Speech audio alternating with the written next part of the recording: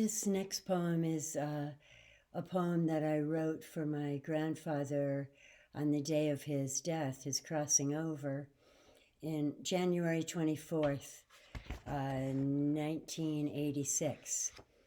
And one of the things I need to tell you about my grandfather that's in the poem is that he was an osteopath. So he worked with people's necks and spines. And so the morning that he passed over, my parents called me, and I got in the car to drive from Western Massachusetts up to Northern New York. And all the way in the car, I kept seeing him in the passenger seat next to me, out of the corner of my eye, kind of. And he gave me this poem, or he gave me images and memories that then I stopped at a diner in the town where he grew up, Lowville, New York. And everyone in there was talking about him. He was very, very, very well known in the North Country of New York, and known and loved by so many. And I wrote down the poem there at this diner.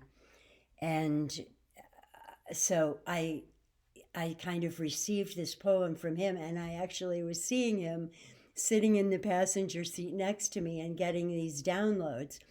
And so it did for my grandmother and my family.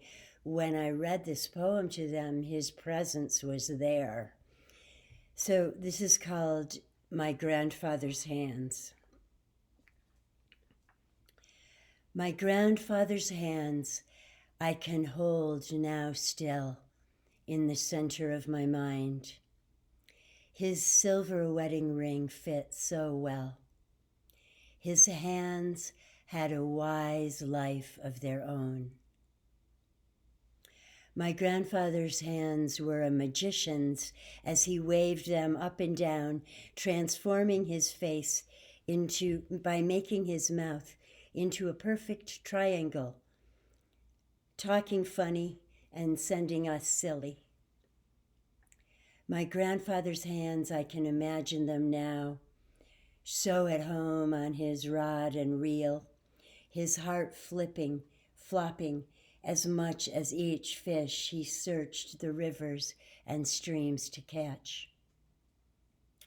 My grandfather's hands working and working in his special rhythm, each kink out of everyone who came to him, feeling somehow out of line, and sending them home, feeling loved by his hands.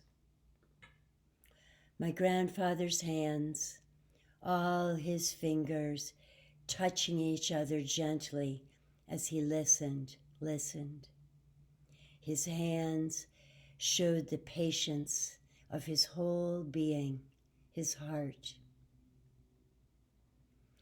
And fingering the gold chain his father-in-law had given him, which hung from the pockets of his vests as he reflected to respond to large questions. My grandfather's hands, one shading your eyes and one on your hip as you looked over the water into the sun.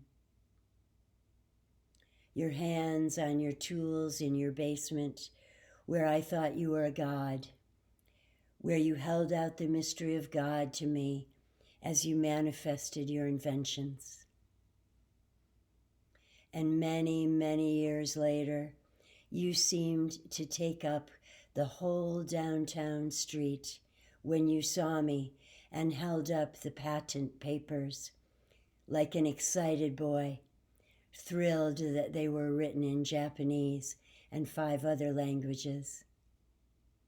Your hands squeezing my knee in just the right spots to make me swing with laughter and love, strumming your guitar and banjo so we all could sing old songs, singling out notes on the piano as you composed a song to your true and lifelong love. your hands that you clapped together whenever you were laughing and surprised. Today, the air is charged with winter, and all my bitterness is released. I rub my hands around and around my heart in the joy of your presence and you in my sight. With your newfound omniscience, so sharp and so bright. Today, my grandfather's hands are touching this whole white North Country, the old hills and ridges with incredible light.